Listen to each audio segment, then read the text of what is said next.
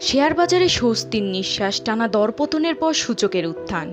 অবশেষে দেশের শেয়ার বাজারে দেখা মিলল স্বস্তির নিঃশ্বাসের।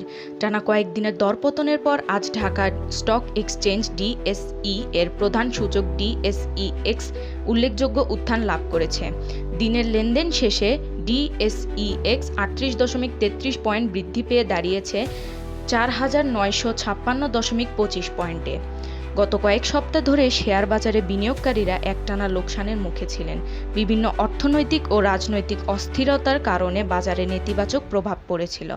তবে আজকের এই সূচক বৃদ্ধি বিনিয়োগকারীদের মধ্যে কিছুটা হলেও আশার সঞ্চার করেছে। বাজার বিশ্লেষকদের মতে দীর্ঘদিন ধরে শেয়ারের দাম তলানিতে থাকায় কিছু বিনিয়োগকারীরা নতুন করে শেয়ার কেনায় আগ্রহ দেখিয়েছেন। এছাড়াও সরকারের পক্ষ থেকে বাজার স্থিতিশীল করার কিছু ইতিবাচক পদক্ষেপের ফলেও বাজারে এই উন্নতি দেখা যেতে পারে। আজকের বাজারে লেনদেনের পরিমাণও তুলনামূলকভাবে বেশি ছিল। বেশ কিছু সেক্টরের শেয়ারে ক্রেতাদের আগ্রহ দেখা গেছে।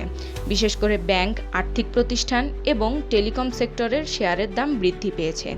তবে বাজার বিশেষজ্ঞরা বিনিয়োগকারীদেরকে এখনও সতর্ক থাকার পরামর্শ দিয়েছেন। তারা বলছেন বাজারে এই উত্থান সাময়িক হতে পারে, তাই বুঝে শুনে এবং দীর্ঘমেয়াদী পরিকল্পনা নিয়ে বিনিয়োগ করা উচিত। উল্লেখ্য, এর আগে টানা দরপতনের কারণে অনেক ক্ষুদ্র বিনিয়োগকারী ব্যাপক ক্ষতির শিকার হয়েছিলেন।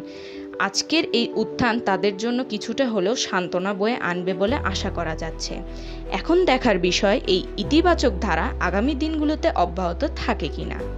আপনারা দেখছিলেন প্রতিদিন সকাল।